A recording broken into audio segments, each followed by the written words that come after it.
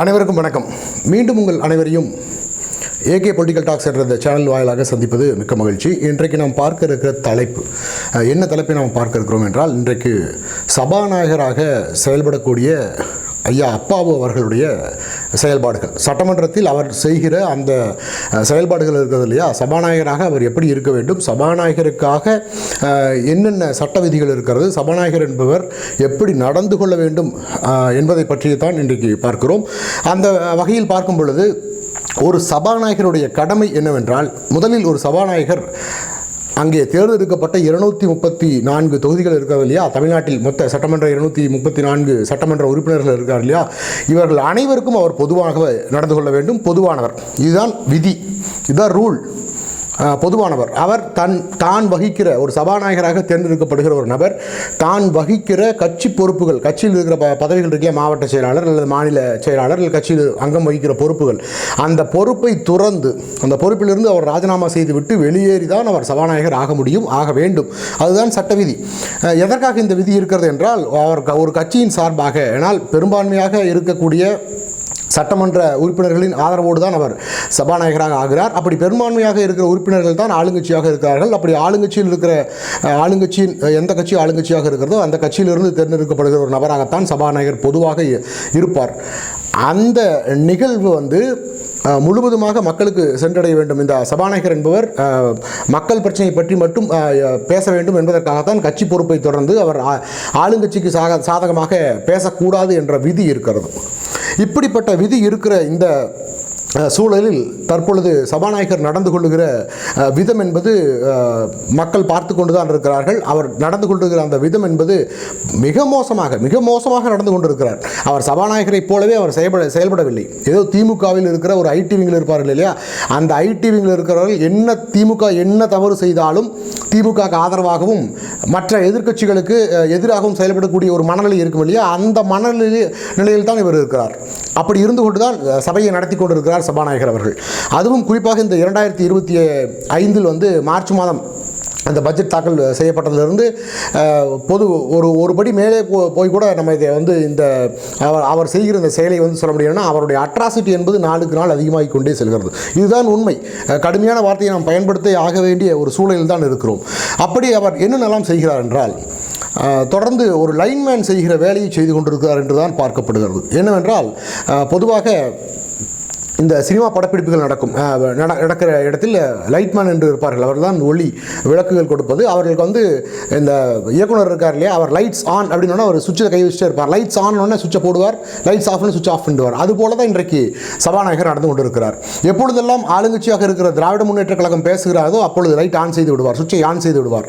எப்பொழுதெல்லாம் அதிமுக கேள்வி எழுப்புவதற்கும், அங்கே இந்த பட்ஜெட் கொண்டு வந்தார்கள் இல்லையா, தமிழ்நாடு இதில் பட்ஜெட், அதை பற்றி விவாதிப்பதற்கும் அதிமுகவில் இருக்கிற நபர்கள் எழுந்தால் உடனடியாக அங்கே நேரலை துண்டிக்கப்பட்டுவிடும். நேரடியாக மக்கள் அதை பார்க்கக்கூடாது என்று திமுக அந்த நேரலையை துண்டிக்கிறது. கூடுதலாக இந்த 2025 அதிமுக ஒவ்வொரு படியாக ஏறி வலுப்பெற்று கொண்டே போகிறது. கூட்டணி தொடங்கி அதிமுக எதிர்க்கட்சியாக செயல்படுகிற செயல்பாடுகள் தொடங்கி இதுவரை இருந்த அளவில் விட இந்த முறை மிக வேகமாகவும் விவேகமாகவும் அதிமுக செயல்பட்டு கொண்டிருக்கிறது. இது மக்கள் பார்த்து கொண்டு தான் இருக்கிறார்கள். இதை அதிமுக எதிர்க்கட்சி என்ற இடத்தில் அமர்ந்து ஆளுங்கட்சியாக இருக்கிற திமுகவை எதிர்த்து கேட்கிற ஒவ்வொரு கேள்வியும் இவர்களை இன்னும் படுபாதாளத்தில் தள்ளிவிடும் என்ற பயத்தில் அப்பாவு அவர்கள் செய்கிற செயல் என்பது ஒரு ஏற்றுக்கொள்ள முடியாத ஒரு செயலாகத்தான் செய்து கொண்டு வருகிறார். தொடர்ந்து இவர் இதை செய்து கொண்டே வருகிறார். இப்பொழுது எடுத்துக்காட்டுக்கு சொல்ல வேண்டும் என்றால், சட்டமன்ற எதிர்க்கட்சி தலைவர் மாண்புமிகு அனைத்து இந்திய அண்ணா திராவிட முன்னேற்ற கழகத்தின் பொதுச்செயலாளர் ஐயா அவர்கள் எழுந்து ஒரு கேள்வியை கேட்கிறார். சட்டமன்றத்தில் ஏன் நேரலையை துண்டிக்கிறீர்கள்? நான் எழுந்து கேள்வி கேட்க ஆரம்பித்தால் உடனடியாக நேரலை துண்டிக்கப்படுகிறது, எனக்கு வாய்ப்பு கொடுக்க மறுக்கிறீர்கள் என்று இந்த 2025 அதிக நாட்கள் சட்டசபையை விட்டு வெளியேறியிருக்கிறார்கள். காரணம் என்னவென்றால், இங்கே நீங்கள் எங்களுக்கு வாய்ப்பு கொடுக்க மறுக்கிறீர்கள், நாங்கள் எங்களுடைய தனிப்பட்ட பிரச்சனையை பேசுவதற்காக இங்கே நாங்கள் வரவில்லை, எங்களுடைய தனிப்பட்ட கஷ்ட நஷ்டங்களை பேசுவதற்காக நாங்கள் இங்கே வரவில்லை, இங்கே நாங்கள் வந்திருப்பது எங்களை நம்பி தேர்ந்தெடுத்த அந்த மக்களுக்கு நீங்கள் இதுவரை எதுவும் செய்யவில்லை, செய்யாமல் நீங்கள் இருந்து செயல்பட்டு கொண்டிருக்கிறீர்கள், ஏன் அப்படி செயல்படுகிறீர்கள் என்று கேள்வி கேட்கத்தான் நாங்கள் இங்கே வந்திருக்கிறோம், அந்த மக்களின் பிரதிநிதியாகத்தான் நாங்கள் இங்கே வந்திருக்கிறோம், அந்த மக்களுக்காகவாவது நீங்கள் எங்களை பேச விட வேண்டும் என்று கூட கேட்டு பார்த்து விட்டார். இருப்பினும் அவர்கள் பிடிகொடுப்பதாக இல்லை. தொடர்ந்து இதே செயலை செய்து கொண்டிருக்கிறார் அப்பாவு அவர்கள். ஒவ்வொரு முறையும் எதிர்க்கட்சியிலிருந்து கேள்விகள் எழுப்பும் பொழுது இவர் என்னென்னா அந்த துறை சார்ந்த அமைச்சரை வந்து உடனடியாக அந்த சபையின் மரபு என்பது என்னவென்றால், எதிர்க்கட்சியில் இருக்கிற ஒரு சட்டமன்ற உறுப்பினர், இன்றைக்கு பெரும்பான்மை எதிர்க்கட்சியாக இருக்கிற அதிமுக, அதிலிருந்து ஒரு சட்டமன்ற உறுப்பினர் எழுந்து ஒரு கேள்வியை முன்வைக்கிறார் என்று வைத்துக் கொள்ளுங்கள். அந்த கேள்வி எந்த துறையின் அமைச்சர், எந்த துறை சார்ந்த கேள்வி என்பதை ஒரு முக்கியமான விஷயம். அந்த விடயத்தை எடுத்துக்கொண்டு அந்த துறை சார்ந்த அமைச்சரிடம் சபாநாயகர் என்பவர் என்ன செய்ய வேண்டும் என்றால், சட்டமன்ற உறுப்பினர் வந்து இந்த கேள்வியை கேட்டிருக்கிறார், இந்த கேள்விக்கான பதில் உரித்தான எந்த துறை சார்ந்ததோ அந்த துறை சார்ந்த அமைச்சரின் பெயரையோ அல்லது அமைச்சர் இந்த துறை சார்ந்த அமைச்சர் என்று குறிப்பிட்டு நீங்கள் பதிலளிக்குமாறு என்று சபாநாயகர் அவர்கள் வந்து சொல்லுவதுதான் வழக்கம். ஆனால் இந்த முறை அது சற்று வேறு மாதிரி சென்று கொண்டிருக்கிறது. என்னவென்றால், ஒவ்வொரு முறையும் எதிர்க்கட்சியை சார்ந்த உறுப்பினர்கள் வந்து கேள்வி கேட்கும் பொழுது சபாநாயகரே பதிலையும் சொல்லிவிடுகிறார். அந்த நிலை ஏற்பட்டு கொண்டிருக்கிறது. அங்கே இருக்கிற அமைச்சர்கள் எல்லாம் தாண்டி சபாநாயகரே முழுவதுமாக பதிலை சொல்கிறார். எந்த துறை சார்ந்த கேள்விகள் வைக்கப்படுகிறதோ அந்த துறைக்கான கேள்வி அவரே சொல்கிறார். அப்படி தன்னுடைய பதவியை துஷ்பிரயோகம் செய்கிற நிலையில் அவர் இருக்கிறார். இதற்கும் ஒரு காரணம் இருக்கிறது. என்னவென்றால், திமுக மிக சரிவை சந்தித்து ஒவ்வொரு நாளும் சரிவை சந்தித்து கொண்டே இருக்கிறது. இந்த சரிவிலிருந்து ஏதாவது இந்த அமைச்சர்கள் உளறி விடுவார்களோ என்ற அச்சத்தில் அந்த திமுகவை காப்பாற்றுவதற்காக இவர் ஒவ்வொரு நாளும் ஒவ்வொரு வேடத்தை பூண்டு கொண்டிருக்கிறார் சபாநாயகர் அவர்கள். சமீபத்தில் ஒரு நிகழ்வு நடந்தது. என்னவென்றால், ஒரு அதிமுகவை சேர்ந்த சட்டமன்ற உறுப்பினர் ஒருவர் எழுந்து ஒரு கேள்வியை முன்வைக்கிறார். என்னவென்றால், இந்த ஐடி துறைகள் இருக்கிறது இல்லையா, ஐடி நகரம் என்று சொல்வார்கள் இல்லையா, இப்போ கோவை போன்ற பெங்களூர் போன்ற இடங்களில், சென்னை போன்ற இடங்களில் அந்த ஐடி செக்டார் வேலை செய்கிறது இல்லையா, அதுபோல் எங்கள் பகுதிக்கும் வந்து ஒரு ஐடி நிறுவனம் நீங்கள் கொண்டு வருவதற்காக ஒரு கோரிக்கையை நான் வைக்கிறேன். எங்கள் பகுதியில் வந்து இந்த மாதிரியான படித்த இளைஞர்கள் நிறைய பேர் இருக்கிறார்கள். அவர்கள் வந்து இதுபோல் நீங்கள் ஐடி துறையை வந்து எங்கள் மாவட்டத்தில், எங்கள் தொகுதியில் நீங்கள் கொண்டு வந்தீர்கள் என்றால் அந்த மாவட்ட மக்களும் அந்த மாவட்டத்தை ஒட்டியுள்ள மாவட்ட மக்களும் பயன்பெறுவார்கள் என்று ஒரு கோரிக்கையை வைத்தவுடன் அந்த துறை சார்ந்த அமைச்சராக இருக்கிற அண்ணன் பிடிஆர் அவர்கள் வந்து எழுந்து பதில் கூறுகிறார். என்ன கூறுகிறார் என்றால், ஐயா, நீங்கள் சொல்வதெல்லாம் சரிதான், எனக்கும் அங்கே கொண்டு வர்றதுக்கு ரொம்ப விருப்பமாகத்தான் இருக்கிறது. ஆனால் போதிய நிதி இல்லை. அரசிடம் நாங்கள் நிதி கேட்டால் அரசு நிதி கொடுப்பதில்லை. எங்களை சட்டை செய்து கொள்ளவே இல்லை அவர்கள். காரணம் என்னவென்றால், அரசு நிதி கொடுப்பதில்லை. நான் வைக்கிற எந்த கோரிக்கையும் அரசு செவிசாய்க்கவில்லை என்பது உண்மையை போட்டு உடைத்து விட்டார். உண்மையை சொல்லிட்டார். திமுக எந்த நிதியும் கொடுக்கறதில்ல. மாணவர்களுக்காக இங்கே திமுக கட்சி நடத்தலை. மாற்றாக இங்கே இருக்கிற அமைச்சருக்கும் குறிப்பாக ஸ்டாலின் அவர்களுடைய குடும்பம் இருக்கிறது இல்லையா, அந்த குடும்பத்திற்காகத்தான் இங்கே ஆட்சி நடந்து கொண்டிருக்கிறது என்று சொல்லாமல் சொல்லிவிட்டார். உடனடியாக அவர் ஒரு அமைச்சர் பேசிக் கொண்டிருக்கிறார். துறை ரீதியாக 2 பேர் இருக்காங்க இல்லைங்களா, யாருங்க, கேள்வி எழுப்பிய சட்டமன்ற உறுப்பினரும் அதற்காக பதிலளித்துக் கொண்டிருக்கிற சட்டமன்ற உறுப்பினராக தேர்ந்தெடுக்கப்பட்டு அமைச்சர்களும் இருவரும் வந்து எந்த கருத்து வேறும் கிடையாது, சண்டை கட்டி கொள்ளவில்லை. அங்கே இருக்கிற சட்டமன்ற விதிமீறல்கள், அதாவது மரபை மீறவில்லை. அவர் கேள்வி எழுப்புகிறார், அதை துறை சார்ந்து இவர் பதில் சொல்கிறார். உண்மையை இவர் உரைக்கிறார் என்றவுடன் அவர் அப்பாவு அவர்களுடைய முகம் எந்த அளவு மாறியது என்பது லைவில் பார்த்திருப்பீர்கள், அனைவரும் பார்த்திருப்போம்.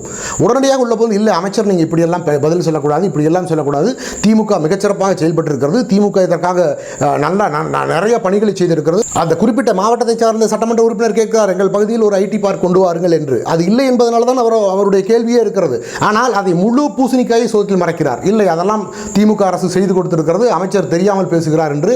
ஒரு அமைச்சர், அவருடைய துறை, இவர் சபாநாயகராக இருக்கிறவர், ஒரு அமைச்சர் என்ற ஒரு அமைச்சர், அவர் கீழே இயங்கக்கூடிய துறை என்பது எவ்வளவு பெரிய துறை. எத்தனை ஐஏஎஸ் படித்த நபர்கள் அந்த துறையின் கீழ் பணியாற்றுகிறார்கள். அதன் அரசு அதிகாரிகள் எத்தனை ஆயிரம் பேர் அந்த துறையில் பணியாற்றுகிறார்கள். அவர்கள் அறிக்கையை அந்த அமைச்சரிடம் கொடுத்திருப்பார்கள். அமைச்சர் உண்மையை விளக்கிவிட்டார்.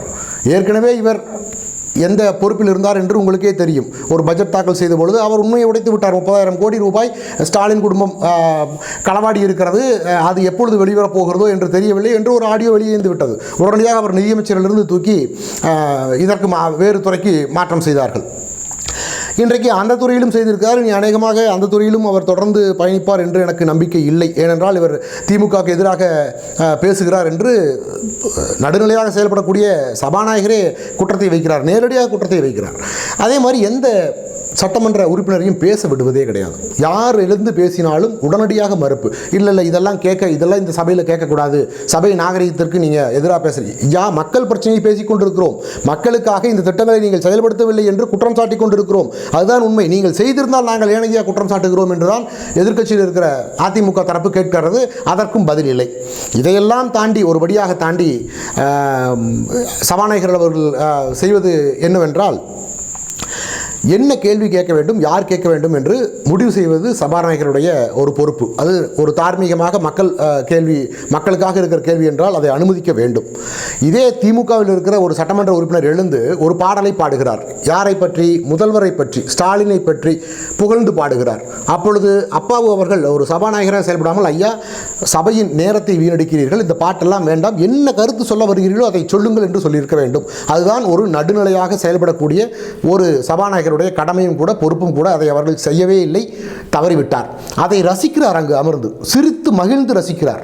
அதே ஒரு அதிமுகவில் இருக்கிற ஒரு சட்டமன்ற உறுப்பினர் மக்கள் பிரச்சனைக்காக குரல் கொடுக்க எழுந்தால், உங்களுக்கெல்லாம் நேரம் கொடுக்க முடியாது, நீங்கள் உட்காருங்க, நான் சொல்கிறது தான் நீங்கள் பேசணும் என்ற தோணியில் ஒரு வாய் தவறி சொல்லியே விட்டார். அதை நான் சொல்வதை மட்டும்தான் நீங்கள் இது பண்ணணும், இல்லை அவை குறிப்பிலிருந்து நாங்கள் இதை நீக்கிடுவோம். எதையே நீக்குவீர்கள்? மக்கள் பிரச்சனைக்காக பேசுகிற அனைத்தையும் அவையில் குறிப்பிலிருந்து நீக்கிவிட்டு கருணாநிதி புகழ் பாடுவதும், ஸ்டாலின் புகழ் பாடுவதும், உதயநிதி ஸ்டாலின் புகழ் பாடுவது மட்டும்தான் அவை குறிப்பில் உங்களுக்கு ஏற்ற இடம் இருக்கிறதா? இவர்களை பற்றி புகழ்ந்து பாட நேரம் இருக்கிறது, ஆனால் மக்கள் பிரச்சனை பற்றி பேசுவதற்கு உங்களுக்கு நேரம் நீங்கள் கொடுக்க மாட்டீர்கள். அப்படிப்பட்ட ஒரு சபாநாயகராகத்தான் இந்த சபாநாயகர் செயல்பட்டு கொண்டிருக்கிறார். ஐயா அப்பாவு அவர்களே, ஒன்றை மட்டும் நன்றாக தெரிந்து கொள்ளுங்கள். சபாநாயகர் என்பவர் எப்படி நடந்து கொள்ள வேண்டும் என்பதற்கு உங்கள் முன்னிலையிலே இருக்கிறார்கள் இருவர். அண்ணன் ஜெயக்குமார் அவர்களும் எங்கள் கோவையிலிருந்து வெற்றி பெற்று சென்ற ஐயா தனபால் அவர்கள், 2 பேர் உங்களுக்கு ரோல் மாடலாக அங்கே அமர்ந்து கொண்டிருக்கிறார்கள். இதற்கு முன்பாக அதிமுக ஆட்சி காலத்தில் சபாநாயகராக இருந்த ஐயா தனபால் அவர்களுக்கு இவர்கள் எந்த அளவு இடையூறு செய்தார்கள் என்று நான் சொல்லி உங்களுக்கு தெரிய வேண்டியதில்லை. அவர் சபாநாயகருடைய இருக்கைக்கு சென்று அவருடைய சட்டையை பிடித்து, சட்டையை கிழித்து, அவரை கீழே தள்ளி சபாநாயகர் அதாவது இதுபோல சட்ட விதிமீறல்களை செய்கிற சட்டமன்ற உறுப்பினர்களை வெளியேற்றுவது, அதாவது அவைக்காவலர் மூலம் வெளியேற்றுகிற நிலையில் இருக்கிற சபாநாயகரையே இவர்கள் தூக்கி எறிந்தார்கள். பின்பு அந்த சபாநாயகருடைய இருக்கையில் திமுகவை சேர்ந்த சட்டமன்ற உறுப்பினர்கள் அமர்ந்து கொண்டு அந்த மேஜை மேல் ஏறி, சபாநாயகர் இருக்கையில் அமர்ந்தது போதா என்று அந்த மேஜை மேல் ஏறி அங்கு வைத்திருந்த அந்த ஆவணங்களை எல்லாம் தூக்கி காற்றில் பறக்க விட்டார்கள். தமிழ்நாட்டுடைய மானம் காற்றில் பறந்தது. உண்மை அதுதான். ஒவ்வொரு முறையும் திமுக எதிர்க்கட்சியாக இருக்கும் பொழுது இதை செய்திருக்கிறது. மக்களாகி நீங்கள் இதை ஒன்றை புரிந்து கொள்ளுங்கள். இந்த காணொலியின் மூலம் நாம் குறிப்பிடுவது ஒன்றுதான். என்னன்னா, இவங்க மக்கள் பிரச்சனையை பேசுவதற்காக இவர்களுக்கு நேரம் இல்லை. இவர்களுடைய துதி பாடுவதற்கும் புகழ் பாடுவதற்கும் தான் இவர்கள் தயாராக இருக்கிறார்கள். அதையும் மீறி எதிர்க்கட்சிகள் மக்கள் பிரச்சனையை பேச வேண்டும் என்றால் இவர்கள் அதற்கு நேரம் கொடுப்பது இல்லை. மக்களுக்கு எந்த செயல் திட்டத்தையும் இதுவரை செயல்படுத்தவே இல்லை. தற்பொழுது போட்டிருக்கிற பட்ஜெட்டை பற்றி எதிர்க்கட்சித் தலைவர் ஐயா எடப்பாடியார் அவர்கள் ஒரு கேள்வியை முன்வைக்கிறார். போட்டிருப்பது பட்ஜெட் அல்ல, தேர்தல் அறிக்கை போல் இருக்கிறது. எதை கேட்டாலும் 2026 மார்ச்சுக்கு மேல் செய்கிறேன், ஏப்ரலுக்கு மேல் செய்கிறேன் என்று இவர்கள் கூறியிருக்கிறார்கள். அப்படித்தான் பட்ஜெட்டில் கூறியிருக்கிறார்கள். 2026 ஏப்ரல் மேலே தேர்தலே வந்து விடும் ஐயா, உங்கள் ஆட்சியே முடிந்து விடுமே. கடைசியாக இருக்கிற 3 மாதத்தில் அடுத்த வருடம் நீங்கள் பட்ஜெட்டே போட முடியாது. ஏற்கனவே இருக்கிற திட்டங்கள், நீங்கள் செயல்படுத்தி இருக்கிற திட்டங்களை மட்டும் தொடர முடியும். புது பட்ஜெட் போட முடியாது. இந்த விதி கூட தெரியாமல் தான் இவர்கள் ஆட்சி கட்டளையில் அமர்ந்திருக்கிறார்களா? அது இந்த சபாநாயகருக்கு தெரியாதா? அப்பொழுது இடையூறு செய்திருக்க வேண்டும் அல்லவா? ஐயா என்னன்னா, பொய் வாக்குறுதி கொடுக்குறீங்க சட்டமன்றத்தில். நீங்கள் தேர்தல் பிரச்சாரத்தில் கொடுப்பது போல நாங்கள் வந்தால் அதை செய்வோம், இதை செய்வோம், பெண்களுக்கு இதை செய்வோம், அதை செய்வோம். நிதி எங்கே இருந்து ஒதுக்குவீர்கள் என்றால் இப்பொழுது நிதி இல்லை. இன்றைக்கு ஊதியம் பெற்றுக் கொண்டிருக்கிற அரசு ஊழியர்கள் இருக்கிறார். அந்த ஊதியம் நிலுவையில் இருக்கிறது. அந்த நிலுவைத் தொகை கொடுக்குறோம். நாம் உறுதியாக திமுக கொடுக்குறோம். எப்பொழுது கொடுக்குறோம்? 2026 ஏப்ரலில் நீங்கள் பெற்றுக்கொள்ளலாம். 2026 ஏப்ரலில் நீங்கள் ஆட்சி கட்டளில் இருக்க மாட்டீர்கள் ஐயா. மக்கள் உங்களை தொடைத்தெறிய ஆயத்தமாகி கொண்டிருக்கிறார்கள். இன்றைக்கு மிகப்பெரிய அளவில் சென்று கொண்டிருக்கிறது திமுகவின் சரிவு என்பது. 2 அமைச்சர்கள் பதவி இழந்திருக்கிறார்கள். இதையெல்லாம் கண்டும் காணாமல் செயல்பட்டு கொண்டிருக்கிற சபாநாயகரை பார்த்து தமிழக மக்கள், தமிழ்நாட்டு மக்களில் நானும் ஒருவன் என்ற முறையில் நான் தமிழக மக்களுடைய உள்ளங்களில் இருக்கிற அந்த கேள்வியை முன்வைக்கிறேன். வருகிற அந்த ஒரு ஆண்டுகள் மீதம் இருக்கிற அந்த 11 மாதங்களாவது உண்மையான சபாநாயகராக செயல்படுங்கள். சபாநாயகர் திரு அப்பாவு அவர்களே, இது மக்கள் பணத்தில் மக்களுக்காக செயல்பட வேண்டிய இந்த ஆட்சி, மாறாக ஒரு குடும்பத்திற்காக நீங்கள் செயல்பட்டு கொண்டிருக்கிறீர்கள் என்பதுதான் உண்மை. திமுகவை ஏன் இவ்வளவு பொத்தி காப்பாற்ற வேண்டிய எண்ணம்? அப்படி இருந்தால் நீங்கள் சபாநாயகரை ராஜினாமா செய்துவிட்டு போங்கள். வேறொரு நல்ல உத்தமர் அந்த இடத்துக்கு வரட்டும். நீங்கள் திமுகவிற்கு மீண்டும் சொம்படித்துக் கொண்டே திரியுங்கள்.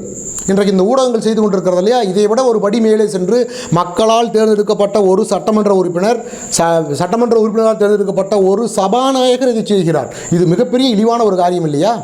இதை செய்து கொண்டு தான் இன்றைக்கு சட்டமன்றம் இந்த லட்சணத்தில் நடந்து கொண்டிருக்கிறது.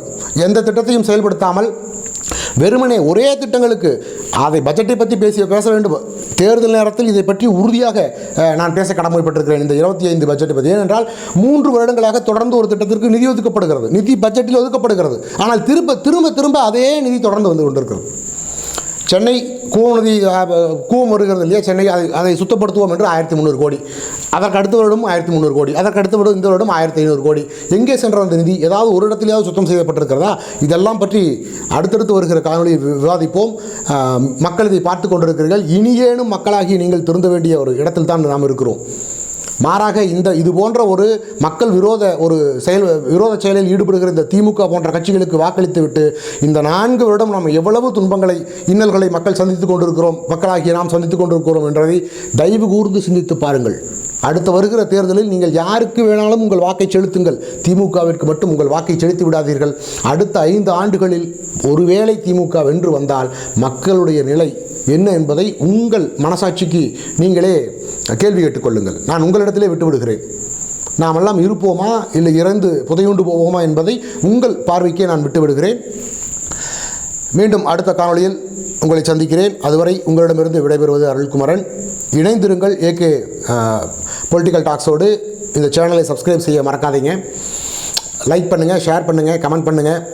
மேலே இருக்கிற பெல் பட்டனை ப்ரெஸ் பண்ணி ஆல் அப்படிங்கிற நோட்டிஃபிகேஷனை கொடுங்க. மீண்டும் அடுத்த காணொளியில் சந்திப்போம். நன்றி, வணக்கம்.